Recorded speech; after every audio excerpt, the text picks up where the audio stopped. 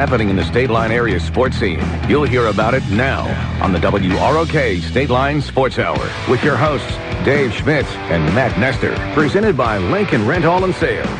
Find out more at lincolnrent-all.com. Your one-stop shop for sports talk. With a wrap-up of last night's action, featuring scores, stats, and analysis. The latest news on high school and college sports in Rockford and beyond. And more. What in the wide world of sports is going on here? Now live from the Lou Backroad Auto Mall Studios, this is the State Line Sports Hour on News Talk 1440 WROK.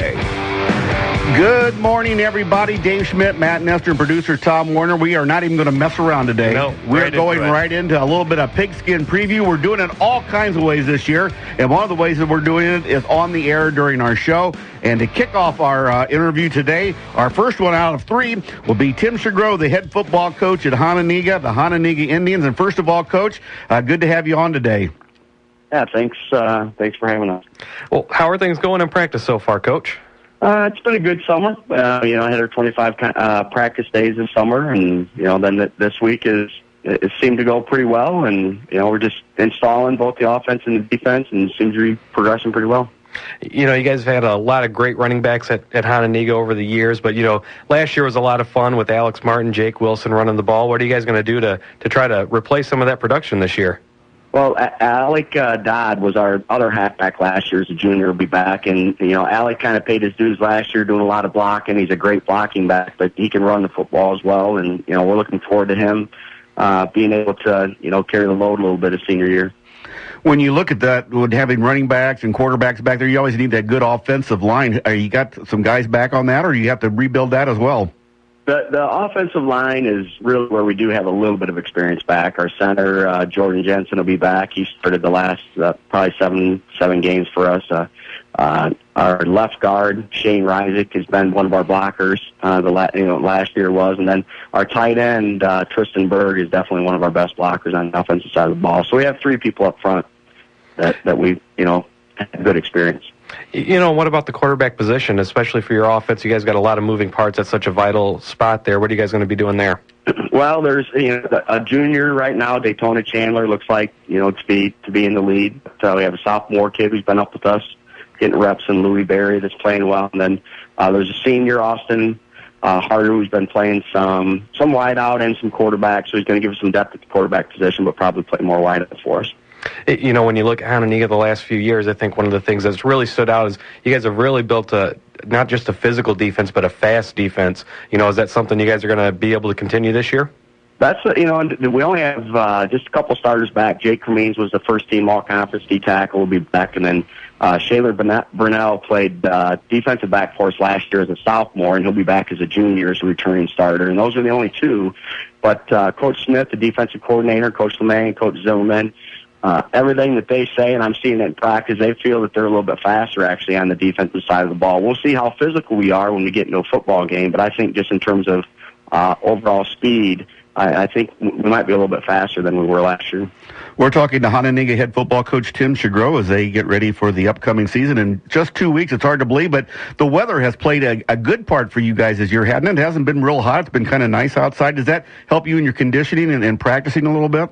Well, it's been great all summer because you don't have to worry about the kids overheating as much for sure. But we have great training staff. They do a good job making sure that there's always water on the field and the kids getting watered up. But back in the days where you took a 5-minute water break, those days are kind of over. You just kids just get watered up as you go throughout practice. So in between reps, they're getting plenty of water, and it's usually not too much of an issue anymore. But it's nice for the kids. I don't think it's as draining on the kids. So in that respect, it's been a great summer. You guys have been so close the last couple of years, really closing that gap on Boylan at the top of the conference. Had the heartbreaker last year against them. What are you guys kind of concentrating on, just as a team in general to maybe be able to get over that hump? Well, it's one of those things that we've been close a couple times over the years, and we really feel that we've given Boylan some of the better games over this run that they've had. And the biggest thing is working hard and finding that finding that extra little bit to get over the top. And last year was if we don't turn the ball over. I mean, that's just it. You can't put the ball on the ground 5 times and have 2 of them turn into recoveries for touchdowns, and so you can't give up scores on the offensive side. It's been little things like that have hurt us over the years, and every year is a different year. We talk about our goals to make sure that we continue to be a playoff team and continue that streak, and those are the things we focus on. But we really try to treat every year differently. These kids are different than last year, and we just move forward. In the Nick 10, the games can be pretty tight and sometimes high scoring, and an extra point missed or a bad kickoff or a bad punt can really change the outcome of a game. How's your special teams looking this year?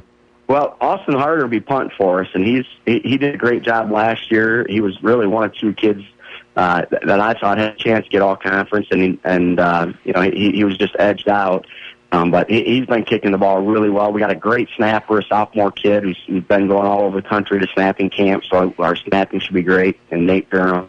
We're still searching for that kicker a little bit, and there's a chance we might even have a freshman soccer kid come and kick for us. They kick extra points. He seems to be the straightest of any of them. So, if we can make that work. We haven't put him in front of a rushing line yet, but we'll see. He's been very good, just consistently with the snap and his steps being consistent and kicking the ball through the upright. So. He might be one of the leading scorers in team history if he ends up kicking 4 years for us. When you look at it, a long snapper, I've talked to a couple of coaches during this Pigskin preview time, and sometimes it's just hard to find somebody that you really can rely on because if they don't get the ball back to them, it makes a long night for a head coach, doesn't it? Yeah, we had a coach here that was here for a while. He's going to be coaching at Katy, Texas next year, and Darren Becker, who did a great job getting these kids involved early with snap. And then Rubio camp is the big camp for snap. And our kids, we've had one or two kids that have done it every year. Kelly Mason's going to be snapping at Kentucky next year. That went all over the place. And then Seth Combs going to be snapping down at ISU. He was our long snapper last year. And Nate's already getting a lot of looks as a sophomore just because of that one skill, because he snaps the ball really well. You look around the conference for so long, it was just kind of you guys, Harlem and Boylan up at the top. But, lately we've had Auburn raising their game. Belvedere North looks to be strong. Guilford's been well, made the playoffs last year. And even Belvedere has a tradition. How tough is it this year in the conference where you could have a good team that has 5 or 6 losses? It absolutely could happen this year, but it's the best thing for the conference because it's going to get more teams playoff ready, and it is one of those situations. There might be a situation where you have a really good team and you are going 5-4 or 6-3, but I think those 5-4, 6-3 teams are going to be much better prepared for a playoff experience now than they were in the past. I mean, you used to be able to get 5 wins, and 5 of those wins were blowout wins, and you were never really tested. And I think a lot of teams are going to get tested nearly every week this year, and that's good for a conference. One of the downfalls of a 10-team conference is if you don't have competitiveness throughout. But the best part about a 10-team conference is that if everybody's competitive, every game is meaningful, and that's what I think this conference is going to be from here going forward. It's going to be where every game's meaningful, and I think you're going to see some exciting runs to conference championships over the next 10 years. Before I let you go, Harlem put in turf field this year. If we help you get a turf field, can we coach with you next year like we are going to coach with Coach Morrow over at Harlem for helping him get a turf on? Yeah, it's one of those things that we've had some people that are working on it, and it's one of those things that with our kids that we really don't talk about a whole lot. Mm-hmm. The one thing that we've always said is we're never going to let facilities be an excuse one way or the other for being good, bad, or in between. Our administration has been very supportive of, and board been very supportive of the coaching staff and of the football program over the years, and we're very thankful for everything that we have. And if it's something that they feel that at some point can happen, that's great. And if not, then we're gonna take pride in what we have and go out and perform our best. That's our job, is to worry about that stuff. And say it just flipped now. You have the advantage with grass now, right?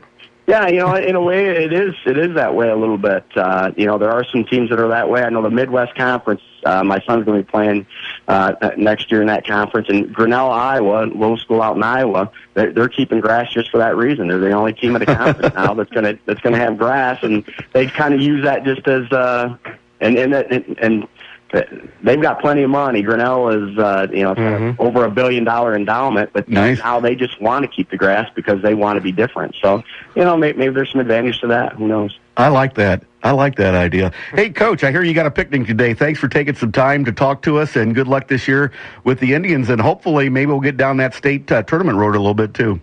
Yeah, that'd be great. Yeah, the nice part about today is we're going to have, there's about 180 kids in our program, and all their parents and all their kids and everybody is out at this picnic. It's really something neat to see, 300-400 people there all supporting the program, and it's a great time. Thanks so much, Coach. Hey, take care. Thanks, guys. We've been talking to Hononegah's Tim Sughroue. We're going to take a quick time out and be back with Belvedere North's Jeff Beck, and we're hearing a lot of good talk about Jeff Beck and Belvedere North. It'll be good. This is the State Line Sports Hour on News Talk 1440 WROK.